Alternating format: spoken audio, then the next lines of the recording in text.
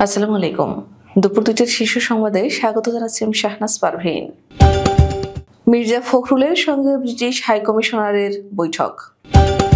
প্রধান উপদেষ্টার নেতৃত্বে জাতীয় ঐক্যমত্য কমিশন গঠন কার্যক্রম শুরু ১৫ ফেব্রুয়ারি। জুলাই গণহত্যা শেখ হাসিনাকে প্রধান আসামি করে ট্রাইব্যুনালে অভিযোগ বিএনপির।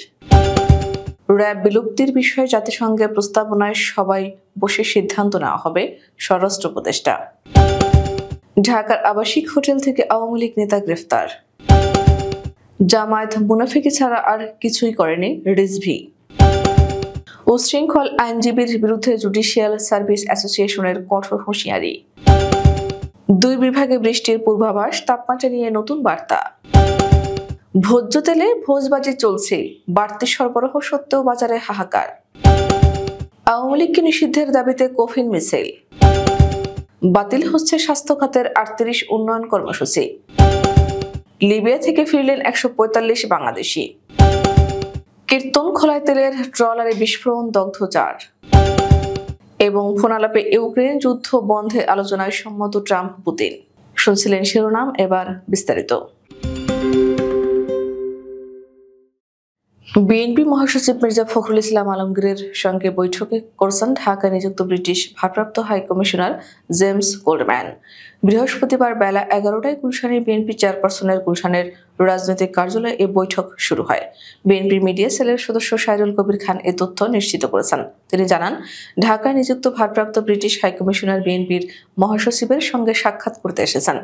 বৈঠকে উপস্থিত ছিলেন বিএনপি সাংগঠনিক সম্পাদক ও চেয়ারপারসনের পররাষ্ট্রনীতি বিষয়ক বিশেষ সহযোগী উপদেষ্টা কমিটি সদস্য শামা ওবায়দ।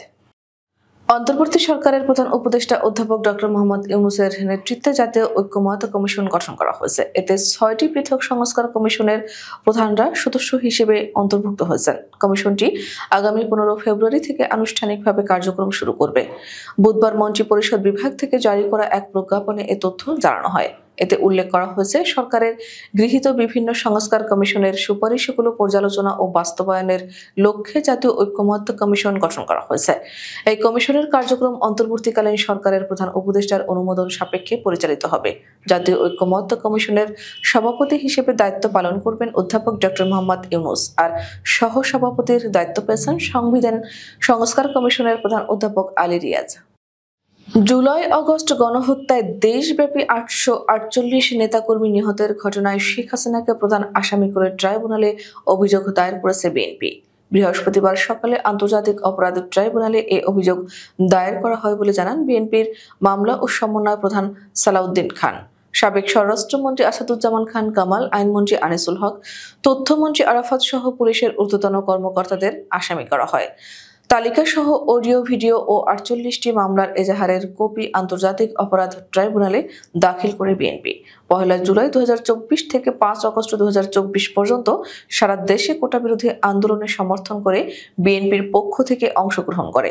সেখানে ৮৪৮ জনের শহীদের তালিকা জমা দিয়েছে বিএনপি। একই সঙ্গে দেশব্যাপী হওয়া মামলার এজাহার, পত্রিকার ছবি, অডিও, ভিডিও জমা দেওয়া হয়েছে। এ সময় তারা হত্যার সঠিক বিচার, ন্যায় বিচার দাবি করেন। র্যাব বিলুপ্ত করা সহ জাতিসংঘের বিভিন্ন প্রস্তাবনার বিষয়ে সবাই বসে সিদ্ধান্ত নেওয়া হবে বলে জানিয়েছেন স্বরাষ্ট্র উপদেষ্টা অবসরপ্রাপ্ত লেফটেন্যান্ট জেনারেল জাহাঙ্গীর আলম চৌধুরী। আজ বৃহস্পতিবার স্বরাষ্ট্র মন্ত্রণালয়ের সংবাদ সম্মেলনে একথা জানান তিনি। উপদেষ্টা বলেন, জাতিসংঘ একটা প্রস্তাব দিয়েছে, আমরা সবাই বসার পর আমাদের যা ডিসিশন তা জানাবো। জাতিসংঘের এসব প্রস্তাবনার বিষয়ে আমরা স্বাগত জানিয়েছি উল্লেখ করে তিনি বলেন, সরকারের পক্ষ থেকে এটা ওয়েলকাম করা হয়েছে। তারা একটা ভালো কাজ করেছে, তারপরে আমরা বসে একটা ডিসিশন নিব। রাজধানীর একটি আবাসিক হোটেলে লুকিয়েছিলেন পটুয়াখালীর এক আওয়ামী লীগ নেতা আল আমিন শিকদার। পরে অপারেশন ডেভিল হান্ট অভিযানে হোটেল থেকে আওয়ামী লীগ নেতা সহ দুজনকে আটক করেছে পুলিশ। বুধবার তাদের উভয়কে আদালতে প্রেরণ করা হয়েছে। এর আগে ১১ ফেব্রুয়ারি রাত ২টায় রাজধানীর গ্রিন রোডস্থ নাস আবাসিক হোটেল থেকে তাদের আটক করা হয়। পরে তাদের বৈষম্য বিরোধী ছাত্র জনতার আন্দোলনে হামলার মামলায় গ্রেফতার দেখানো হয়। গ্রেফতারের বিষয়টি নিশ্চিত করেছেন কলাবাগান থানার এসআই মোহাম্মদ বেলাল উদ্দিন।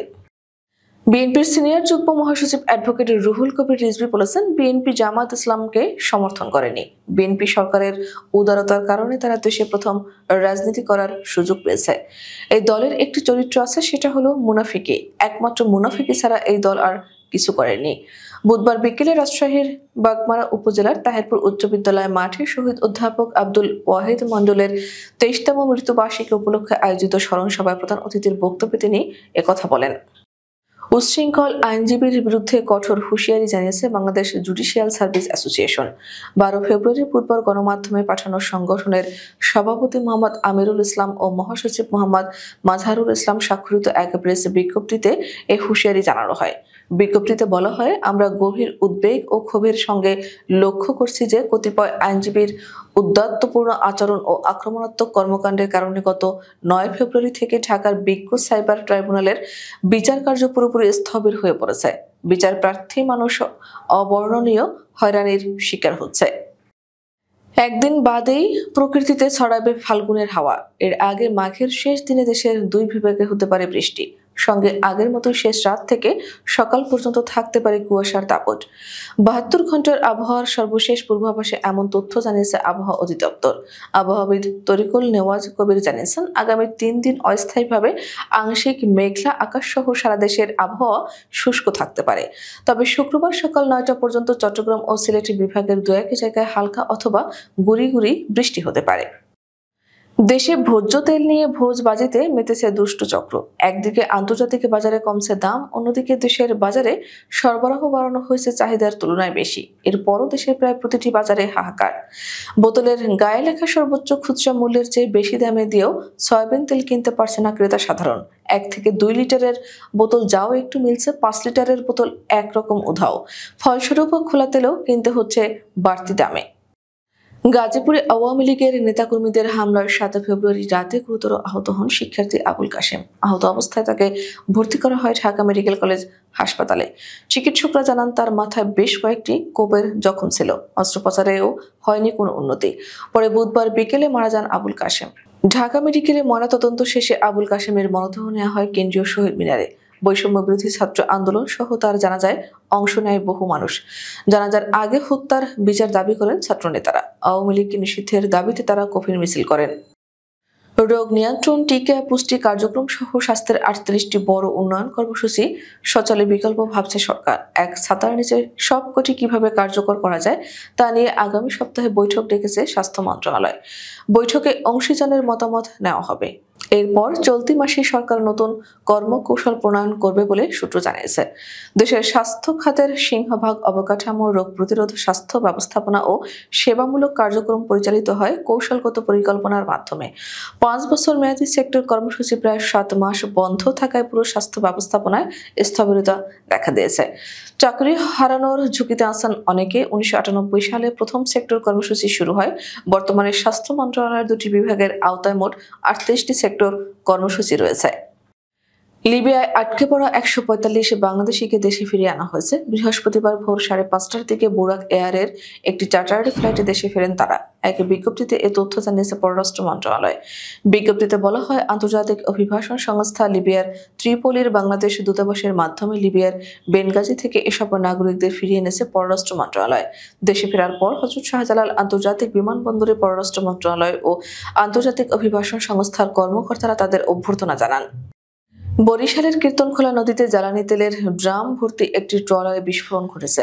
এই ঘটনায় দগ্ধ 4 জনকে জাতীয় বার্ন ও প্লাস্টিক সার্জারি ইনস্টিটিউট এনে ভর্তি করা হয়েছে। দগ্ধের পরিমাণ বেশি হওয়ায় তাদের অবস্থা আশঙ্কাজনক বলে জানিয়েছেন চিকিৎসক। বুধবার রাত 12টার দিকে তাদের এই হাসপাতালে নিয়ে আসা হয়। দগ্ধ 4 জনের নাম রুবেল, মানিক, মান্না ও সম্পদ আলী বলে জানা গেছে। বিষয়টি নিশ্চিত করেছেন প্লাস্টিক সার্জারি ইনস্টিটিউটের আবাসিক সার্জন ডাক্তার শাওন বিন রহমান। ইউক্রেন যুদ্ধ বন্ধে আলোচনা করতে সম্মত হয়েছেন যুক্তরাষ্ট্রের প্রেসিডেন্ট ডোনাল্ড ট্রাম্প ও রাশিয়ার প্রেসিডেন্ট ভ্লাদিমির পুতিন। সৌদি আরবে এ সংক্রান্ত বৈঠক অনুষ্ঠিত হতে পারে। স্থানীয় সময় বুধবার পুতিনের সঙ্গে ফোনালাপের পর এ তথ্য জানান ট্রাম্প। ব্রিটিশ সংবাদ মাধ্যম বিবিসি এক প্রতিবেদনে জানিয়েছে, ফোন কলে পুতিনের সঙ্গে দীর্ঘ ও ফলপ্রসূ আলোচনা হয়েছে বলে জানিয়েছেন মার্কিন প্রেসিডেন্ট। এদিন ইউক্রেনের প্রেসিডেন্ট ভলোদিমির জেলেনস্কির সঙ্গে ফোনে দীর্ঘ আলাপ করেন ট্রাম্প। 3 বছর পূর্ণ হতে চলা রাশিয়া ইউক্রেন যুদ্ধ বন্ধে এটা ট্রাম্পের বড় পদক্ষেপ। আমাদের পরবর্তী রাত 10টার শীর্ষ সংবাদ দেখার আমন্ত্রণ জানিয়ে এখনকার মতো বিদায় নিচ্ছি। দর্শক, ভিডিওটি শেষ পর্যন্ত দেখার জন্য আপনাকে অসংখ্য ধন্যবাদ।